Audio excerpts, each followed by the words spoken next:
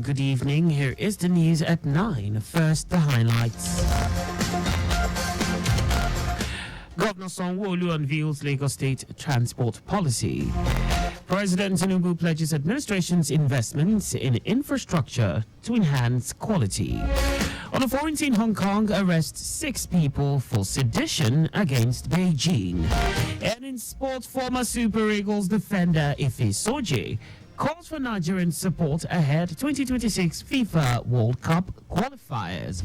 And now the details. I am Akan Usen.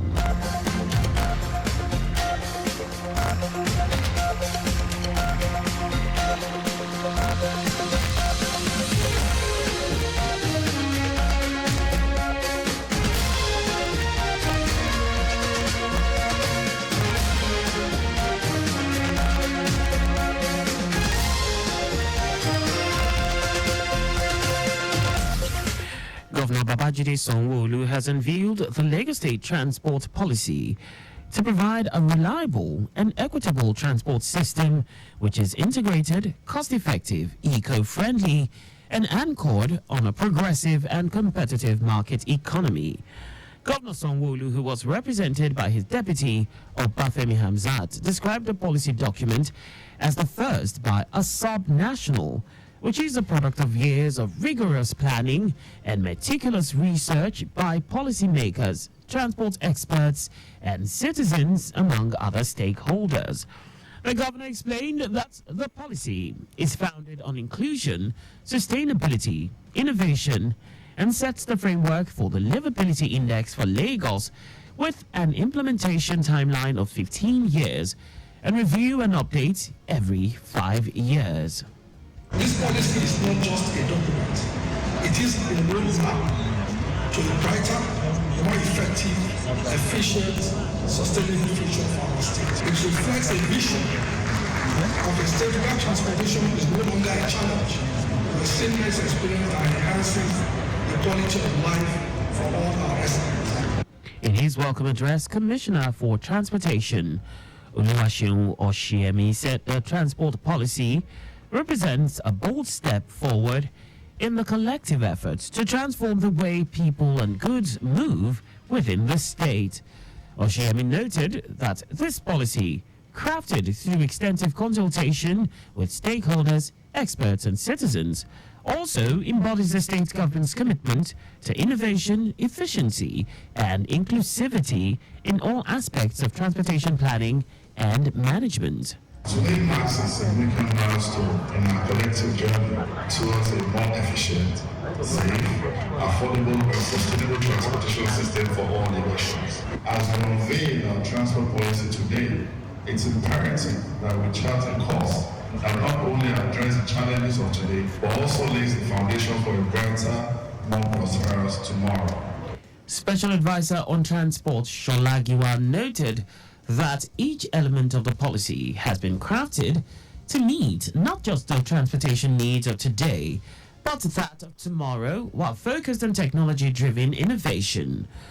The reviewer of the policy, George Banjo, highlighted its 14 key directions to include road infrastructure, transport safety and security of users and operators, traffic management, public transport, urban road freight, private transport and car usage, non-motorized transport, rail transport, air transport, inland waterways transport, maritime transport, pipelines, environment, climate change, and infrastructure resilience, among others.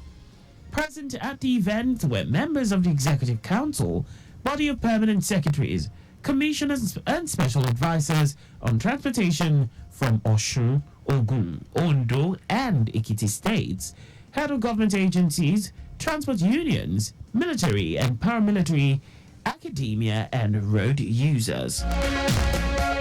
Meanwhile, the Lagos State government is set to inaugurate additional 15 new boats out of 25 that would be unveiled at Badore tomorrow. The launching is set to mark a revolution in water transportation.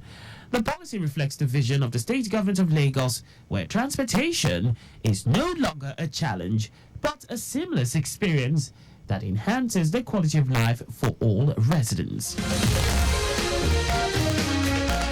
The Lagos State government received and treated over 2,000 land use charge-related complaints through the Land Use Charge Assessment Tribunal in the last 1 year. The tribunal also introduced remote resolution to afford property owners in diaspora the opportunity of resolving their complaints disputes without physical attendance, cleared backlogs of property owners who had high land use charge arrears using mediation efforts, and improved service delivery through the introduction of e-channels. Commissioner for Finance Abayomi Oluyomi made this known while highlighting the activities of the ministry in the last 1 year as part of activities to commemorate 1 year of the second term of Governor Babajide Sanwo-Olu's administration. Oluyomi said the state generated about 858 billion naira last year as internally generated revenue, out of which taxes were 679 billion naira, and has improved this year, while pledging the Sanwo-Olu administration's commitment to prudent and transparent financial transactions. The commissioner said the state government is working in collaboration with the federal government to address the issue of multiple taxation on residents. The Debt Management Office, in managing the finances of the state, are always prompt, active, and ready to supply and to fund any shortage that Lagos State has in its revenue base. Mr. Governor Babajide Sanwo-Olu on 23rd of May 2023 signed transactions document for 19.8 billion, 14.675% fixed return from Ijara Lease Sukuk bond, and this is due in 2020. We also have another 150 billion series 1 10-year 50.25 fixed rate bond due in 2023. Oluyomi said the State Treasury Office implemented the payment of wage award of 35,000 naira for all public servants and 25,000 naira to pensioners in Lagos State to cushion the effect of subsidy removal and exchange rates unification and resultant cost of living crisis. He stated that over 2 billion naira was also paid as insurance death benefits to deceased civil servants from 2019 till date. Our correspondent Adeola Kindele quotes the commissioner as saying that the year 2023 budget performance stood at 86%, while ensuring that the approach for this year's budget will not be different. A total of 740 civil servants received the Long Service Merit Awards from the Lagos State government in the last 1 year for their profound contributions to the growth of the state. The state head of service, Badiaguru, who stated this at the final edition of this year's ministerial press briefing to mark the first year of the second term of Governor Babajide Sanwo-Olu's administration, hinted that through the Lagos State Public Procurement Agency, the state generated the sum of 1.9 billion naira as revenue in the year under review. According to the head of service, a total of 140 ministries, departments and agencies, MDAs of government have been onboarded on the e-procurement platform, while it monitors capital project activities to ensure value for money being expended for such. Let me assure you that the office will continue to provide the required guidance and leadership to the entire public service in line with its mandate. Let me also stress that the governance in Lagos State has been characterized by promises fulfilled, anchored through a vibrant and purposeful public service. I take pride in stating that our public servants are competent professionals who are committed to the tenets of serving citizens. We are the best in Nigeria. The head of service applauded the magnanimity of the governor for increasing the yearly subvention for housing and car refurbishment loan facilities from 100 million naira each to 1 billion naira each to enable more workers benefit from the loan to improve work productivity. Aguru, who emphasized the importance of healthy living and physical fitness for civil servants, said a monthly walk for fitness was introduced in January to promote quality life and improve mental alertness, while plans are underway to increase the housing stock for civil servants by constructing more staff quarters in Ijai Ojokoro, Owutu Ikodu, Ogba, Ikeja GRA, and Ikoyi within the next 2 years. Our correspondent Adeola Kinele reports that the Office of the Head of Service in the year under review appraised 53 appeals from MDAs, individuals and corporate organizations, while 28 petitions were received, investigated, and decisions conveyed to applicants and petitioners.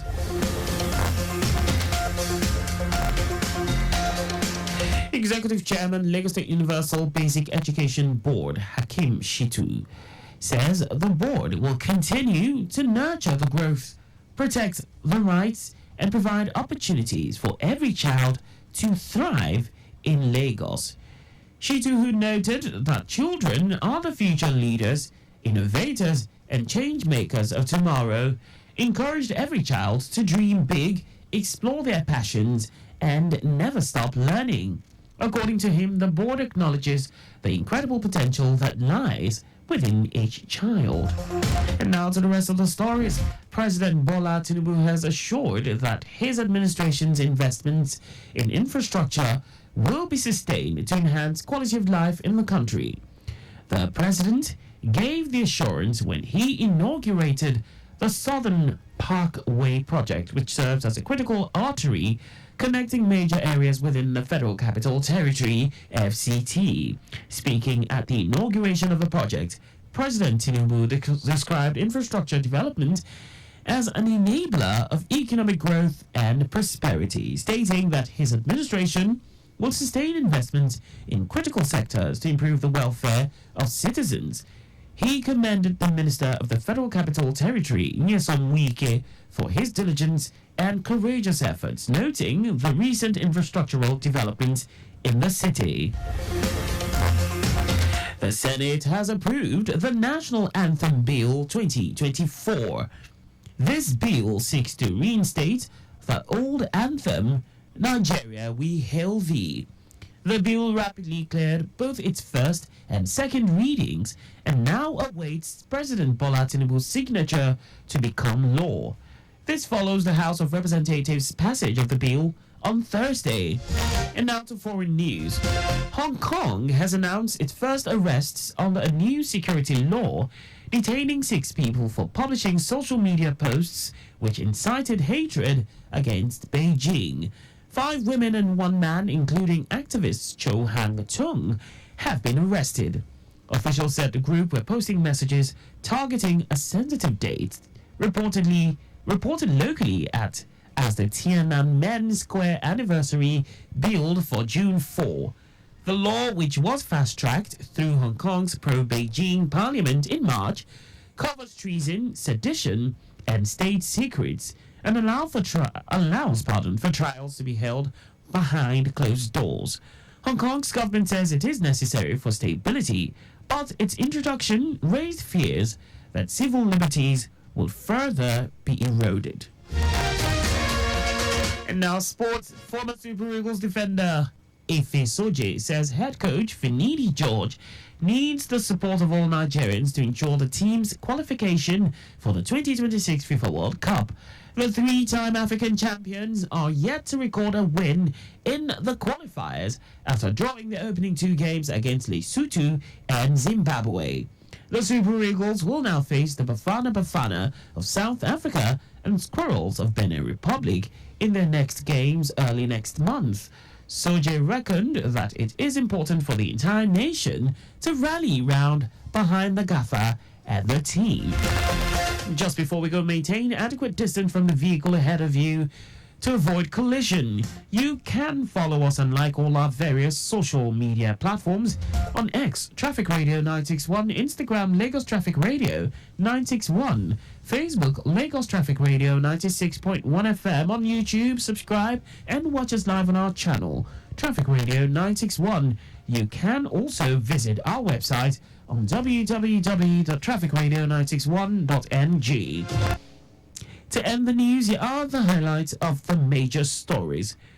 Governor Babajide Sanwo-Olu has unveiled the Lagos State Transport Policy to provide a reliable and equitable transport system which is integrated, cost-effective, eco-friendly, and anchored on a progressive and competitive market economy.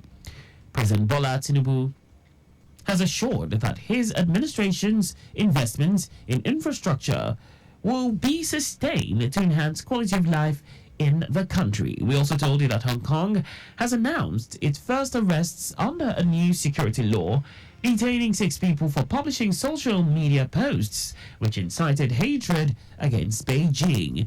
And in sports, former Super Eagles defender Ife Soji says head coach Finidi George needs the support of all Nigerians to ensure the team's qualification for the 2026 FIFA World Cup. For contact with the newsroom, please send a message to info@trafficradio961.ng.